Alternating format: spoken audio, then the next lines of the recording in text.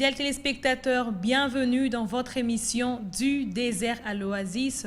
Avec vous, nous sommes en train de parler du thème la guérison des traumatismes. Oui, nous croyons qu'il est possible de guérir des traumatismes, peu importe le nom, peu importe la source, par la grâce de Dieu, mais aussi en passant par l'accompagnement ou le coaching d'une personne de confiance. Nous en avons parlé la fois dernière en abordant le sous-thème comment aider à guérir du traumatisme.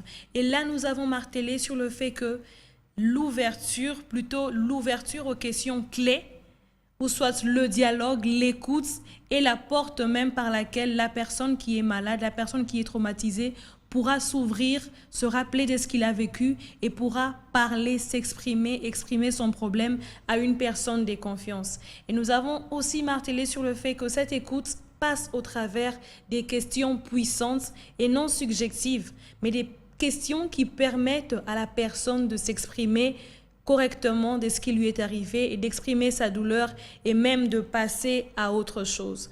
Et puisque parmi les causes de ce traumatisme, il y a aussi les violences familiales ou à domicile, nous parlons aujourd'hui de comment guérir des traumatismes dus aux violences familiales ou à domicile. Je suis sur ce plateau avec l'évangéliste Léonard Kiswangi, avec qui nous allons encore aborder ce sous-thème qui est riche parce que plusieurs dans ce monde, plusieurs dans nos sociétés proviennent de familles et dans nos familles, nous vivons beaucoup de réalités. Évangéliste, bonjour. Bonjour Madame Jemima et nous voulons bien saluer nos téléspectateurs de partout où ils nous suivent. Heureux de nous compter parmi vous. Alors c'est un plaisir encore de vous recevoir sur ce plateau et d'aborder ces thèmes qui touchent au traumatisme, mais qui touchent aussi aux familles. Selon moi, en abordant cela, ça permettra à certaines familles de rectifier le tir, mais aussi à ceux qui se retrouvent dans cette situation d'aller vers une guérison, une démarche vers la guérison. Alors, pour commencer, que peut-on entendre par violence familiale? Par violence familiale, Madame Jemima, nous entendons tout brisement d'humeur, comme nous a suggéré Hippocrate, n'est-ce pas, le père de la médecine moderne, en disant que l'homme était les résumés de l'univers et que la maladie était la conséquence, n'est-ce pas, de brisement de cet environnement dans lequel cet individu, l'homme, la personne se trouve. Et donc, nous parlons de traumatisme où une des causes des traumatismes est qui est la violence en famille. Et par violence en famille, déjà, il faut entendre que la famille, pour nous, c'est les laboratoires de toute la vie que nous pouvons vivre dans la vie d'une manière générale. Et donc, les violences en famille, il est question de tout acte qui brise l'harmonie, l'équilibre entre les individus en famille. Ça peut être une agression d'un père vis-à-vis de sa femme, d'une mère vis-à-vis de ses enfants, ou tout un groupe de personnes dans une famille contre un individu ou contre tout autre groupe d'individus dans la famille. Donc, toute agressivité qui brise l'équilibre familial, qui a comme conséquence, n'est-ce pas, les déséquilibres des humeurs, c'est ça que nous appelons violence familiale ou violence à domicile qui peut déboucher à un traumatisme pathologique. Et puisque notre émission a pour objectif d'aider, comment donc peut-on reconnaître une personne qui est victime des violences familiales ou d'un traumatisme familial? Et nous avons parlé dans une des émissions, n'est-ce pas, de l'anamnèse qu'il faut conduire, qui était tout simplement l'entretien entre la victime de traumatisme et la personne qui se propose d'aider ou d'accompagner celle-ci. Et donc, il y aura deux outils que nous proposons d'une manière générale. Le premier outil étant l'observation. Parce que si la personne ne vient pas vers vous pour commencer un entretien, au moins vous avez la possibilité d'observer des personnes autour de vous. Et quand vous les observez, vous trouverez un certain nombre de symptômes. Mais aussi, par l'anamnèse, comme nous l'avons dit, lors de l'entretien avec la personne qui se présente, vous pouvez observer ces quelques symptômes. Soyez rassurés que la liste n'est pas exhaustive. Néanmoins, nous pouvons évoquer la peur permanente. Vous trouvez des individus, rien au monde ne peut les frustrer, mais il vit dans un état de peur qui ne les quitte jamais. Et quand vous voyez ça, c'est déjà un indice que cette personne est soit victime de violences en famille, personnellement, ou témoin de violences en famille. Et donc, vous trouverez cette personne n'arrive pas à se trouver seule, ne peut pas supporter de dormir dans un endroit obscur. Et des fois, vous trouverez même qu'il y a des endroits où cette personne ne se sent pas à l'aise dès qu'elle s'y trouve. C'est vraiment la peur ou la crainte. Un deuxième symptôme qui peut être facilement observé sur des personnes vivant ou dans un environnement de violence en famille, c'est la colère et des fois l'agressivité épidermique. Rien au monde ne peut les pousser à être en colère, mais un petit mot que vous avez dit, et même vous l'avez dit avec joie, mais ça provoque la colère et vous voyez qu'il est prêt à réagir avec des paroles très agressives ou même avec des actes très agressifs, mais qui sont souvent épidermiques, c'est-à-dire non réfléchis.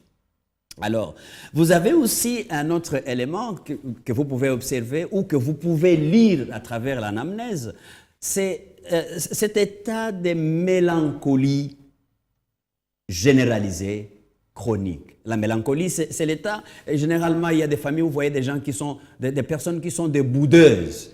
Elle est là dans son coin, il n'y a rien qu'on lui a fait, mais elle est en train de bouder, et donc affiche une attitude de mélancolie. Et vous en trouvez d'autres. En dehors de la mélancolie, vous trouvez que c'est une personne triste, attristée. Mais qu'est-ce qui se passe? Il y a maladie, il y a deuil ou il y a quoi? Non, c'est une tristesse chronique qui demeure sur la personne. L'anxiété, jamais de quiétude, jamais de paix.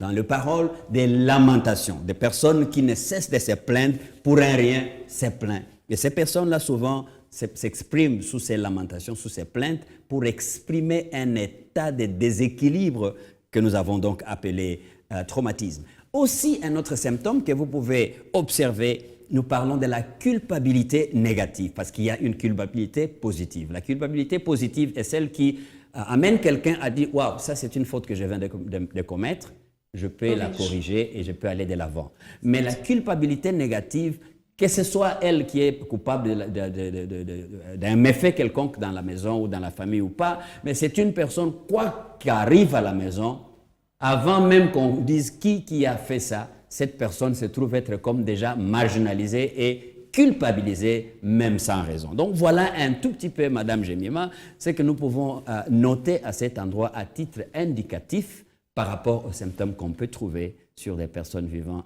dans un environnement traumatisant, des violences dans la maison, en famille, bien sûr. Et quel impact ces violences familiales peuvent avoir sur la santé physique ou même communautaire de la victime? Très bien. Encore une fois, ça pourrait s'ajouter comme sur la liste des symptômes, mais en réalité, c'est la conséquence ou la résultante de ces genres d'environnement. Donc, prenons d'abord sur la santé physique de l'individu. Vous trouverez des enfants qui sont encore à un âge très jeune. Vous verrez que cela peut influencer même leur comportement ou leur développement physique. Certains enfants vont attraper ce qu'on appelle un trouble de langage. Ils vont même commencer à bégayer. Et vous posez la question, c'est une maladie? Non, c'est une frustration ou c'est une conséquence, c'est une manifestation d'un traumatisme que l'enfant a subi. Et vous trouverez aussi que certaines personnes, du point de vue physique, perdent l'appétit.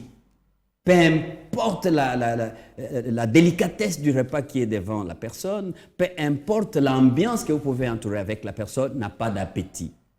Ça peut être un symptôme, ça peut être une conséquence ou l'impact physique. Et d'autres personnes, vous verrez des personnes qui développent l'obésité. C'est-à-dire, c'est quelqu'un qui il a vu quelque chose, il mange, il grignote, il grignote, il grignote. Vous pensez qu'il le fait juste pour le plaisir de le faire, mais il le fait parce que c'est l'impact. Il cherche comment s'exprimer et se défouler. Donc ça, c'est du point de vue physique. Mais du point de vue aussi physique, nous parlerons donc là de quelques maladies psychosomatiques qu'on rencontre, comme le cancer. J'avais l'occasion de les développer. L'asthme, la diarrhée. Vous trouvez des personnes...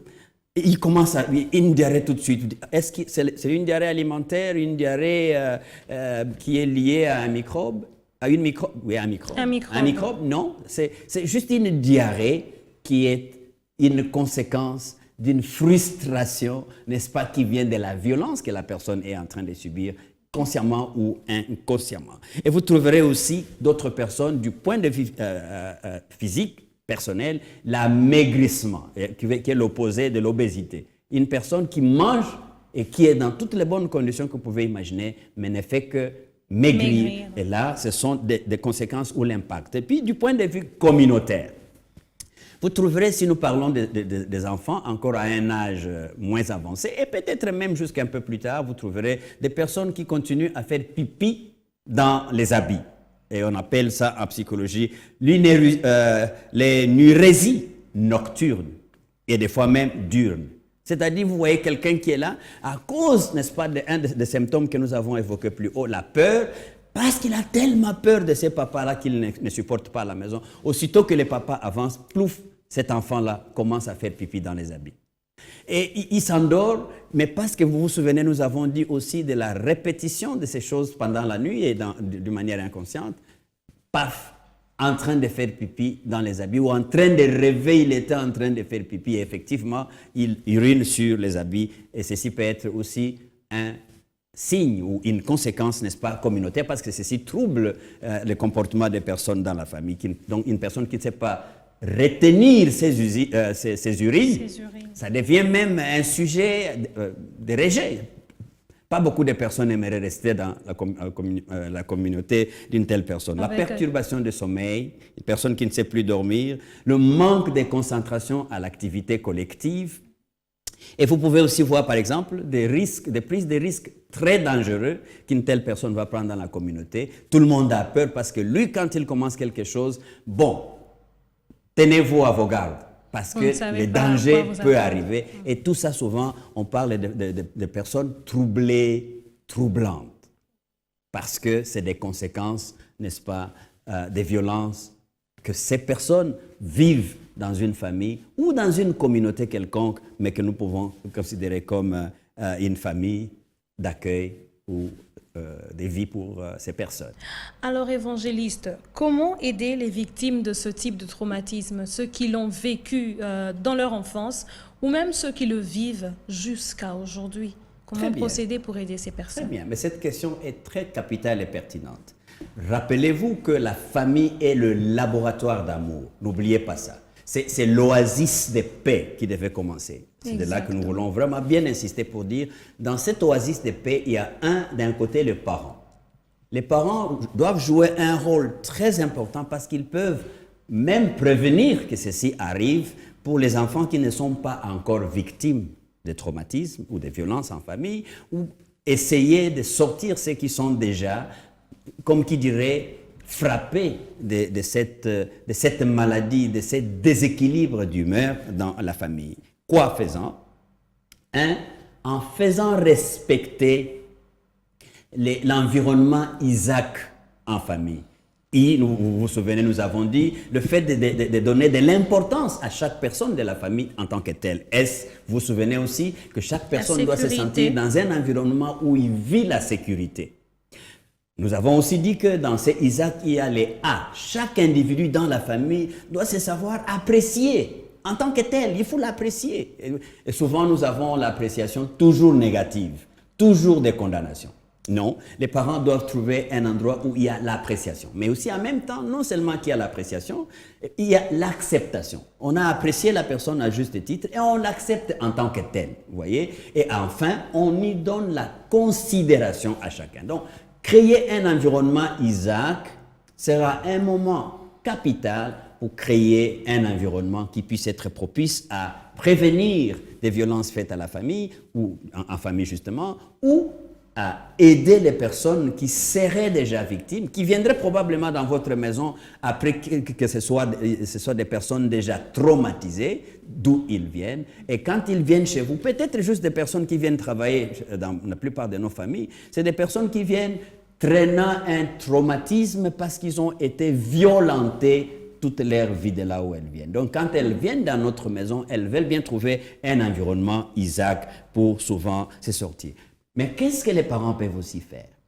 C'est d'éviter des jugements, des condamnations Pour des personnes qui sont déjà vulnérables, il faut éviter des moments où tout ce qu'ils peuvent faire, c'est de condamner, c'est de critiquer ou même d'utiliser des mensonges pour essayer de contourner. Non, il faut toujours trouver des moments de qualité, des temps où on peut discuter de toutes les questions en famille. Ainsi donc, on peut avoir des temps récréatifs, on peut avoir des temps aussi thérapeutiques, tu vois, comme les temps récréatifs, il est thérapeutique. Mais aussi les temps thérapeutiques, des moments où on utilise justement pour parler des questions de manière très ouverte, mais aussi considérée avec tout le monde. Donc là, ça nous aidera aussi à trouver un environnement où on est démuni des violences verbales, de l'humiliation et autres. Même des violences physiques. Mais même des violences physiques, justement, parce que je crois vous avoir raconté l'histoire d'un enfant qui a été presque écrasé par des violences, tout petit, mais tôt le matin, c'est des coups sur cet enfant. Et je dois vous avoir aussi évoqué un autre membre d'une famille, épouse d'un pasteur de surcroît, mais qui vit l'humiliation au milieu d'un culte, et le pasteur qui prend comme sujet, comme qui dirait, des critiques à l'endroit de son épouse. Donc, des violences de ces gens-là. Et évangéliste, vous dites qu'il ne faudrait pas avoir de condamnation ni des critiques, parce que par moments, ça cause aussi des critiques négatives, bien sûr. Par moments, ça cause aussi des traumatismes. Alors, quand il y a des avis différents en famille, entre parents, enfants ou entre les enfants eux-mêmes, comment les parents devraient-ils s'y prendre pour ne pas frustrer, mais apporter solution? C'est justement ça que nous disons, comment éviter ces violences en famille qui déboucheraient à des traumatismes. Donc, quand il y a des différents avis, les parents doivent jouer le rôle de rassembleurs, doivent jouer un rôle de trouver les justes milieux par le moyen de communication, mais ne jamais prononcer, comme nous l'avons dit, jamais prononcer des jugements ou des condamnations, n'est-ce pas, des critiques négatives, et surtout ne pas stéréotyper. Tu vois, par moment, il y a des personnes qui se sentent victimes des violences en famille parce que quoi qu'on dise, qui ait dit quelque chose, on aboutit toujours à trouver que ce soit cette personne-là qui soit coupable de la chose. Et alors, cette personne-là est toujours stéréotypée, stigmatisée. Qu'est-ce qui est arrivé? Non, vous savez, c'est la grosse tête là qui a créé des problèmes ici. Ouais. Non, vous voyez votre enfant là, votre enfant là que vous avez ramassé dans cette maison. Là, il y a les rejets et les stéréotypes des individus qui sont déjà victimes, n'est-ce pas, elles-mêmes, de violences.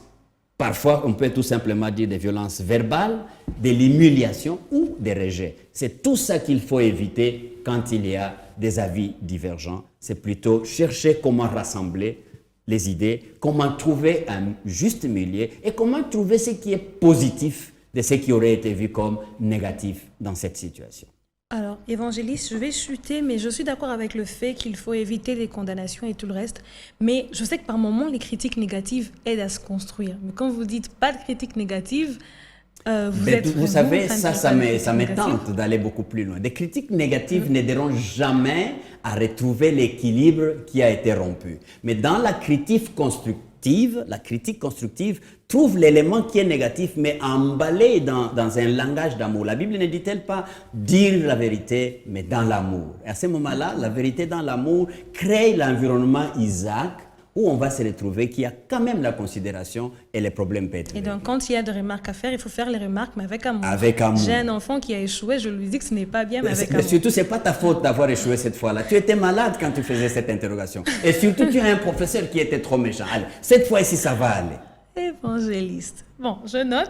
Et donc, merci à vous. C'est vrai que nous n'avons pas encore fini avec ce sujet. Dans la prochaine émission, nous allons poursuivre avec les questions portant sur ce thème, comment guérir les traumatismes dus aux violences familiales. Et donc, vous avez notre numéro qui s'affiche au bas de l'écran, fidèles téléspectateurs. Vous êtes libres de nous poser vos questions, libres de nous appeler. Et nous aussi, nous répondrons avec ce que Dieu nous donne comme élément, comme sagesse. Et donc, merci à vous, fidèles téléspectateurs. Merci à vous, évangélistes, d'avoir participé à cette émission. Je vais vous demander de prier pour chacun de nous, afin que Dieu nous accorde de nous libérer de nos traumatismes, quelles que soient les sources, quelles que soient les raisons, mais aussi de ne pas être les sources des traumatismes. Seigneur, aide-nous à écouter comme écoute tes disciples, pour que ces choses deviennent notre source d'énergie, de pardon et des pratiques d'un environnement Isaac, que cela s'agisse de nos familles qui sont des laboratoires d'amour, dans les milieux de travail où nous nous trouvons ou dans n'importe quel autre contexte communautaire, pour que nous soyons des agents de paix et non pas des agents qui causent des violences ni des traumatismes. Que la joie du Seigneur soit notre partage. Au nom de Jésus. Jésus. Amen. Amen, amen. Merci à vous, évangélistes. Merci à vous de nous avoir suivis, fidèles téléspectateurs. Merci à la chaîne Be-One qui nous accorde le plateau et l'antenne. Restez branchés sur votre chaîne. Suivez-nous aussi sur notre chaîne YouTube African Enterprise RDC et que notre Dieu vous bénisse.